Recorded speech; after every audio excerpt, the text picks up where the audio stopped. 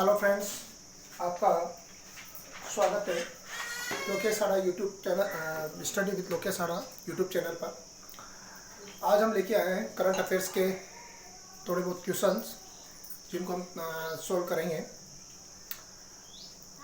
हम आज जो हमारा यूट्यूब का पहला क्वेश्चन है करंट अफेयर्स का, बलबीर सिंह सीनियर का संबंध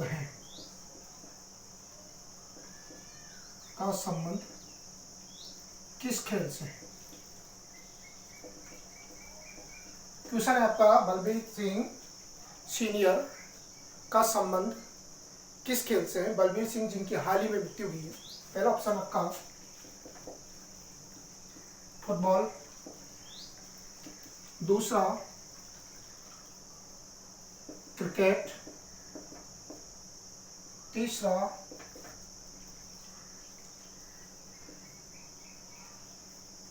मुक्केबाजी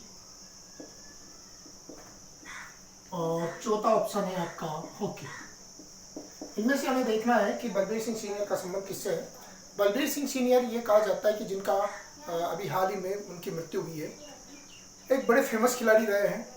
और यहाँ पर हमें ये जानना, हमारा जो एग्जाम में पॉइंट ऑफ व्यू से अगर क्वेश्चन आने वाले समय बन सकता है तो ये बड़ा इस तरीके से नॉर्मल एग्जाम में हो सकता है और हाई लेवल की हम जो बात करेंगे, इस पर डिस्कस करेंगे। तो पहली चीज़, बलबीर सिंह सीनियर का संबंध कौन से खेल से है? तो यहाँ पर अगर हम बात करें तो बलबीर सिंह सीनियर का संबंध माना जाता है हॉकी से।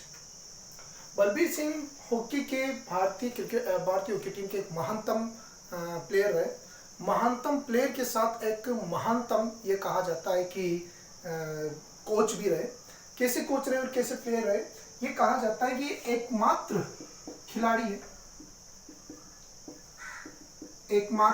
खिलाड़ी जिनका संबंध ये कहा जाता है कि तीन बार गोल्ड मेडल जीतने वाली भारतीय टीम से भारतीय टीम के ये सदस्य हैं। बलबीर सिंह सीनियर के संदर्भ में अगर हम बात करें तो एकमात्र भारतीय हॉकी टीम के खिलाड़ी थे जो 3 बार ओलंपिक में गोल्ड मेडल जीतती है और उसके ये सदस्य रहे। पहली बार 1948 में जो लंदन में आयोजित होता है लंदन ओलंपिक के सदस्य रहे। 1952 में हेलसिंकी में जो आयोजित हुआ ओलंपिक, उसके सदस्य रहे। फिर उसके बाद 1956 में मेलबोर्न जो ओलंपिक है, उस ओलंपिक में भी ये कहा जाता है कि ये सदस्य रहे। तो ये 3 बार भारतीय हॉकी टीम ने स्वर्ण पदक जीता था इन ओलंपिक्स में। और इस ओलंपिक्स में ये कहा जाता है बलबीर सिंह सीनियर भारतीय हॉकी टीम के सदस्य रहे। और यहाँ मेलबोर्न में इनके द्वारा इस ओलंपिक में इनके द्वारा 6 गोल किए जाते हैं। केवल मात्र यहाँ तक ये सीमित नहीं रहे, इनके खेल क्षेत्र में इस विशेष योगदान के लिए ये कहा जाता है कि 1957 को इन्हें पद्मश्री प्रदान किया गया। भारत का जो राष्ट्रीय पुरस्कार पद्मश्री है वो प्रदान किया जाता है। उसके बाद 1975 में ये जो भारतीय हॉकी टीम के कोच रहे और इनके निर्देशन पर जब भारतीय हॉकी टीम, ये कहा जाता है कि वर्ल्ड कप जीतती है, भारतीय हॉकी टीम के ये कोच रहे और कोच के दौरान इन्होंने भारतीय हॉकी टीम ने विश्व कप जीता। तो खिलाड़ी के रूप में भी ये कहा जाता है फैंटास्टिक रहे। और उसके बाद ये कोच के रूप में रहते हैं, तो कोच के रूप में भी ये कहा जाता है कि इनका बहुत बड़ा योगदान रहा कोच के रूप में। इस वजह से 2015 में इन्हें major Dhyan Chand lifetime lifetime achievement का पुरस्कार प्रदान किया गया। तो इनका अभी ये कहा जाता है 25 मई को डेथ होती है, और इनके नाम ये विशेष योगदान भारतीय खेल जगत के संदर्भ में माना जाता है। तो इस वजह से बलबीर सिंह चौहान इसमें बड़े महत्वपूर्ण माने जाते हैं। तो ये आपका पहला करंट अफेयर्स है। इस पर करंट अफेयर्स का पहला क्वेश्चन माना जाता है। क्वेश्चन अगर साधारण एग्जाम में पूछा जाता है तो केवल मात्र ये पूछेगा बलबीर सिंह चौहान सीनियर का संबंध किससे रहा। तो बलबीर सिंह सीनियर का संबंध आपकी हॉकी टीम से रहा है। क्यों रहा है? 3 बार हॉकी टीम, अगर ये डेप्थ में अगर आरएस या जैसे एग्जाम होती है, अगर वहाँ पर ये क्वेश्चन पुटअप होता है तो वहाँ पर डेप्थ में जाने के बाद ये 3 ओलंपिक में जहाँ पर भारतीय हॉकी टीम गोल्ड मेडल जीतती है, उसके एकमात्र भारतीय खिलाड़ी जो सदस्य रहे। उसके बाद जब भारतीय टीम 1975 में वर्ल्ड कप जीतती है तो उसके ये कोच रहे। इस वजह से इन्हें 1957 में पद्मश्री से नवाजा गया और 2015 में इन्हें major Dhyan Chand lifetime achievement पुरस्कार प्रदान किया जाता है। तो इस प्रकार हम यहाँ पर बात करें तो ये बलबीर सिंह चौहान के संदर्भ में माना जाता है। अगला क्वेश्चन आपके हैं,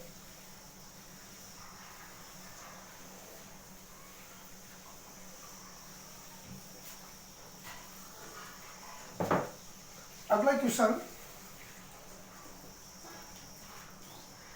मेरा पानी मेरी विरासत, मेरा पानी मेरी विरासत योजना शुरू करने वाला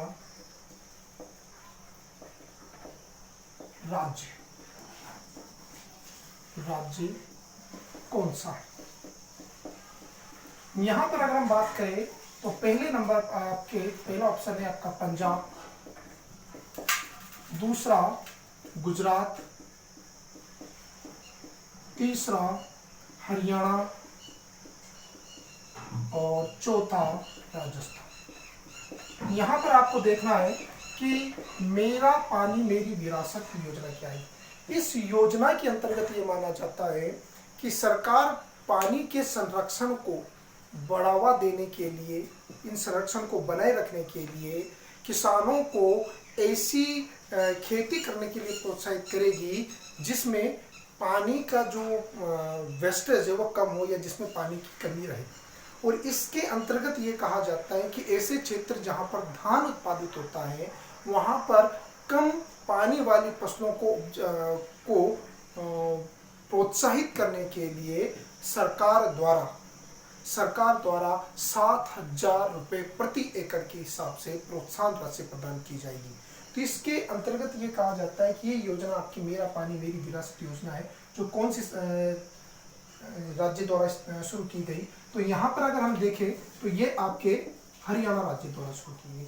हरियाणा राज्य की जो मनोहर लाल खट्टर सरकार है, यानी कि बीजेपी सरकार है, इस बीजेपी सरकार ने इस योजना की शुरुआत की और इनके द्वारा ये कहा जाता है कि जो शाहबाद, बडोई, पटवा ऐसे जो कुछ विशेष क्षेत्र है जो जहाँ पर धान बड़ी अधिक मात्रा में उत्पादित होता है, वहाँ पर इस धान की फसल को रोककर उसके स्थान पर कम जो पानी वाली फसलें हैं उनको प्रोत्साहित करने के लिए ये मेरा पानी मेरी विरासत योजना शुरू की गई। और इसका ये कहा जाता है कि राज्य के किसानों ने बड़ा विरोध किया और राज्य के किसानों ने विरोध करके एक विशाल रैली पूरे हरियाणा में निकाली गई, एक मोटरसाइकिल रैली निकाली जाती है इस योजना के विरोध में। तो ये योजना बड़ी फेमस रही और ये जल संरक्षण से संबंधित है, लेकिन इसका बड़ा विवाद चल रहा है। तो आपको जो चीज याद रखनी कि कौन से राज्य में इस योजना की शुरुआत की जाती है। अगला क्वेश्चन आता है तीसरा, कौन से राज्य ने खेल को उद्योग का दर्जा प्रदान किया? खेल को उद्योग का दर्जा प्रदान किया। इसमें पहला ऑप्शन आपके हरियाणा, दूसरा ऑप्शन आपके पंजाब, तीसरा गुजरात, चौथा मिजोरम। इन ऑप्शन में आपको देखना है कि एक ऐसा राज्य है जिसने हाल ही में 25 मई को खेल को उद्योग का दर्जा प्रदान कर दिया। अब यहाँ पर खेल को उद्योग का दर्जा प्रदान करने से मतलब है खेल से किस तरीके से रोजगार, वैसे अगर हम बात करें तो खेल एक विशेष रोजगार एम्प्लॉयमेंट डेवलपमेंट का काम करता है। यहाँ पर जैसे कि आप सीधा सा भारत में देख सकते हो आईपीएल से ये कहा जाता है कि उद्योग का जो इंडिया में जो अगर हम बात करें तो इंडिया में ही क्रिकेट को एक इंडस्ट्री के रूप में स्थापित करने का काम किया है। T20 जो सीरीज है आपके उसके अंतर्गत, तो उसी तरीके से ये रोजगार बढ़ाने का यहाँ पर आपके प्रदर्शन सेक्टर में अलग अलग सेक्टर में इसको एक बूस्ट प्रदान होता है। तो इसी वजह से एक राज्य ऐसा है भारत का जिसने हाल ही में खेल को उद्योग का दर्जा प्रदान किया गया है। उसमें अगर हम देखें तो उसके अंतर्गत आपके मिजोरम आता है। मिजोरम ये कहा जाता है कि मिजोरम ने खेल को उद्योग का दर्जा प्रदान करते हुए यह कहा जाता है कि भारत का सबसे पुराना जो फुटबॉल लीग है जो विकसित है वो मिजो फुटबॉल लीग माना जाता है। और इसी तरीके से उन्होंने खेल को एक उद्योग का दर्जा प्रदान करके इसे बढ़ावा देने की बात की है। इसी वजह से इंडियन प्रीमियर लीग जो फुटबॉल से संबंधित है उसको भी इसने वहाँ पर प्रोत्साहित करने का प्रयास किया है। तो आपका तीसरा क्वेश्चन होता है कि कौन सा ऐसा राज्य है जिसने खेल को उद्योग का दर्जा प्रदान किया है।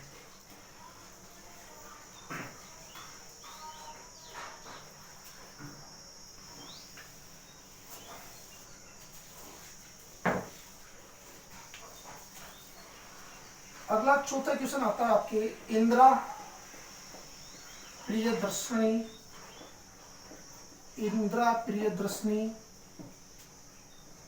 बेबी किट योजना शुरू करने वाला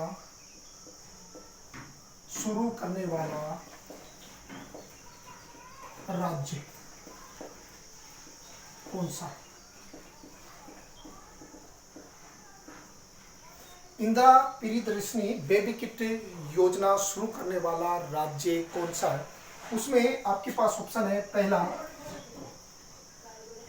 पंजाब, दूसरा राजस्थान, तीसरा छत्तीसगढ़ और चौथा महाराष्ट्र। इंदिरा प्रियदर्शनी बेबी किट योजना जनरली अगर हम यहाँ पर बात करें तो 4 ऐसे राज्यों में आपके पास ऑप्शन है जहां पर पूरी कांग्रेस सरकार है। और इंदिरा प्रियदर्शनी मतलब सीधी सी बात करें तो इंदिरा गांधी के नाम। यहाँ पर अगर हम यहाँ पर तुक्का लगाने की भी सोचे तो आपके पास कोई ऑप्शन नहीं होगा कि राजस्थान सरकार या फिर पंजाब सरकार या छत्तीसगढ़, महाराष्ट्र। हमें देखना है कि कहाँ से प्रियदर्शनी योजना शुरू होती है और कौन सा राज्य जिसे ये शुरू करेगा। तो इस योजना को जो शुरू करने वाला राज्य है उसमें आपके आता है बी ऑप्शन, और ये है राजस्थान सरकार। राजस्थान सरकार ने 18 मई 2020 से जयपुर के जनाना अस्पताल, जयपुर के जनाना हॉस्पिटल से ये योजना शुरू की। क्या है इस योजना के अंतर्गत? ये कहा जाता है कि जो नई हाल ही में जन्मी जो बेबी है उसको संक्रमण से बचाव के लिए एक पिंक किट जारी की जाएगी और उससे हाइपोथीनिया जो बीमारी है उस हाइपोथीनिया बीमारी को से रोकने का प्रसार होगा और अनेक प्रकार के जो वर्तमान में कोविड जैसे संक्रमण चल रहे उस संक्रमण से उन्हें क्या किया जाए, बचाया जा सके। ये योजना केवल उन राज्यों में संचालित होगी, ये योजना उस स्थिति में लागू होगी जहां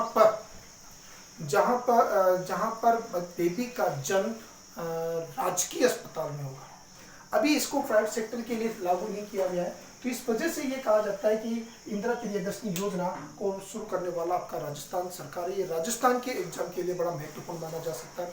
आपको डेट पूछी जा सकती है। बेबी किट का संबंध किससे माना जाता है? बेबी किट योजना का संबंध किससे माना जाता है? संक्रमण से संबंधित। इस कोविड-19 के दौरान जब ये संक्रमण का काल जो ज्यादा बढ़ रहा है इसी के संदर्भ में ये योजना मानी जाती है। तो अशोक गहलोत द्वारा इस योजना की शुरुआत की गई। अगला क्वेश्चन आपके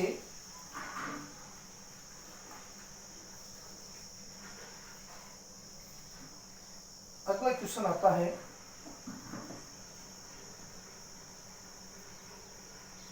कांगड़ा चाय।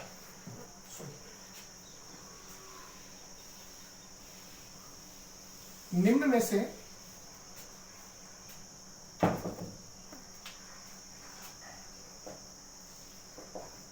से कौन सी खाद्य वस्तु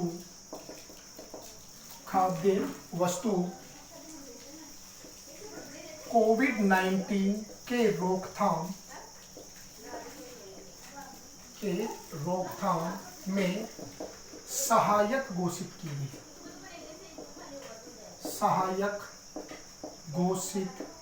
की गई। तो यहाँ पर अगर हम बात करें, हाल ही में जैविक संपदा प्राधिकरण का जो हिमाचल प्रदेश में इसका एक संस्थान है, उसके द्वारा एक ऐसी खाद्य वस्तु है जिसको कोविड-19 के दौरान रोकथाम के लिए, संक्रमण के रोकथाम के लिए, उसे रोकने के लिए एक महत्वपूर्ण के रूप में घोषित किया जाता है। तो उसमें एक तो आता है जार्मुल आम,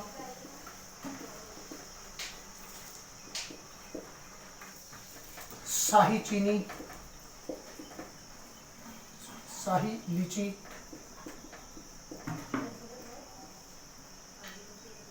कांगड़ा चाय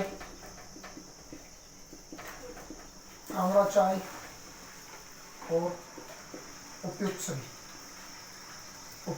ये 4 ऑप्शन है और हाल ही में ये कहा जाता है इनमें से कुछ ऑप्शन या ये क्या ऑप्शन में देखना है जो कोविड-19 के रोकथाम या उसकी संक्रमण को रोकने में आपके लिए लाभदायक साबित हो सकता है, जो हाल ही में सरकार द्वारा घोषित किया गया है। तो उसमें अगर हम बात करें तो ये आपका ऑप्शन है कांगड़ा चाय। कांगड़ा चाय ये कहा जाता है कि हिमाचल प्रदेश के जो पालमपुर सेक्टर है, वहां पर कांगड़ा चाय का उत्पादन होता है। और ये कांगड़ा चाय बड़ी महत्वपूर्ण मानी जाती है।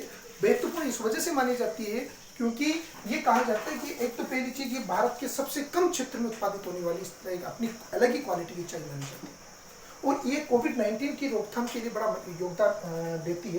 तो इस वजह से आपका कांगड़ा चाय महत्वपूर्ण हो सकता है। अगर हम जामुल आम की बात करें तो जामुल आम और ये शाही लीची दोनों की दोनों उत्पादित होती है बिहार में।